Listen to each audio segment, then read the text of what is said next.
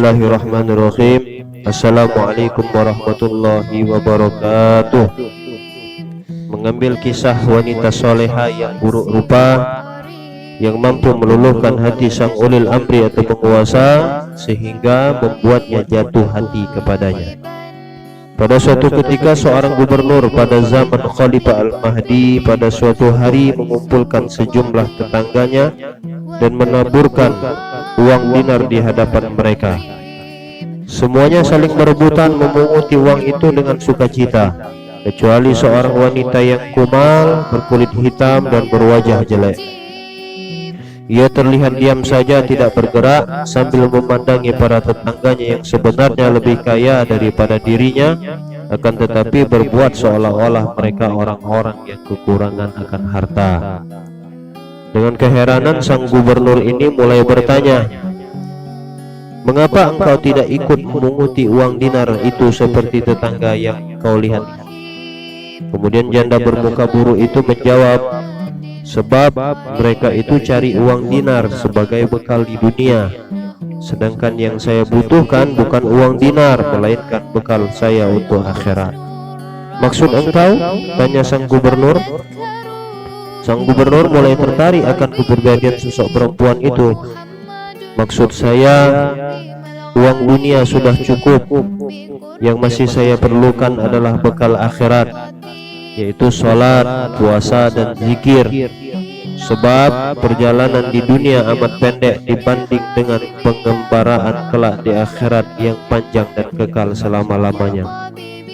Dengan jawaban seperti itu, sang gubernur merasa telah disindir tajam. Kemudian beliau insaf, dirinya selama ini hanya sibuk mengumpulkan harta benda dan melalaikan kewajiban agamanya. Padahal kekayaannya melimpah ruah, takkan habis dimakan keluarganya sampai 7 keturunan, sedangkan umurnya sudah di atas setengah abad dan malaikat Israel sudah mengintainya. Kemudian akhirnya sang gubernur jatuh cinta kepada perempuan lusuh yang berparas hanya lebih bagus sedikit dari yang paling buruk itu. Kemudian kabar itu tersebar ke segenap pelosok negeri. Orang-orang besar tak habis pikir, bagaimana mungkin seorang gubernur bisa menaruh hati kepada perempuan jelata yang bertampang jelek itu. Maka pada suatu kesempatan diundanglah mereka oleh gubernur dalam sebuah pesta yang mewah. Juga para tetangga, termasuk wanita yang membuat heboh tadi. Kepada mereka diberikan gelas kristal yang bertahtakan permata, berisi cairan anggur segar. Gubernur lantas memerintah agar mereka membanting gelas masing-masing. Semuanya bingung dan tidak ada yang mau menuruti perintah itu. Namun tiba-tiba terdengar bunyi berdenting. Ternyata ada orang yang dianggap gila yang melaksanakan perintah itu. Itulah si perempuan yang berwajah buruk tadi. Di kakinya pecahan gelas berhamburan sampai semua orang tampak terkejut dan keheranan. Kemudian gubernur lalu bertanya, "Mengapa kau banting gelas itu?" Tanpa takut wanita itu menjawab, "Ada beberapa sebab, wahai gubernur. Yang pertama, dengan memecahkan gelas ini berarti berkurang kekayaan Tuan. Tetapi menurut saya hal itu lebih baik daripada wibawa Tuan berkurang lantaran perintah Tuan tidak dipatuhi." Gubernur terkesima. Para tamunya juga kagum akan jawaban yang masuk akal itu. "Sebab lainnya?" tanya gubernur kembali. Kemudian wanita itu menjawab, "Yang kedua, saya hanya menaati perintah Allah. Sebab di dalam Al-Quran Allah memerintahkan agar kita mematuhi Allah, utusannya, dan para penguasa. Sedangkan Tuan adalah penguasa atau ulil amri, maka dengan segala risikonya saya laksanakan perintah Tuan." Gubernur semakin kian takjub. Demikianlah pula para tetamu undangannya masih ada sebab lain yang akan dijawabnya.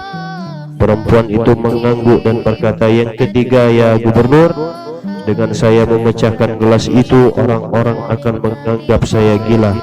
Namun hal itu lebih baik buat saya.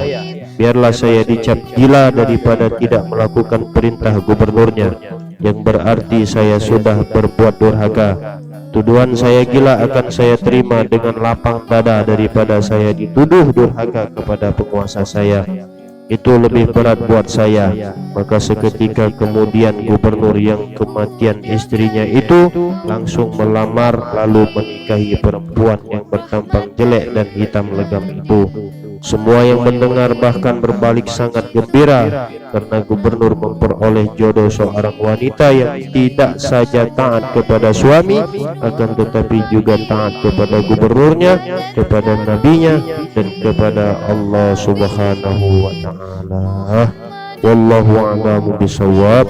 Mudah-mudahan menjadikan contoh suri tauladan bagi kita dengan kisah ini dan bermanfaat bagi kita semua. Amin Allahumma amin. Allahumma salli wa sallim ala sayyidina Muhammadin wa ala alihi wa sahbihi wa barik wa sallam. Alhamdulillahi rabbil alamin. Wassalamualaikum warahmatullahi wabarakatuh.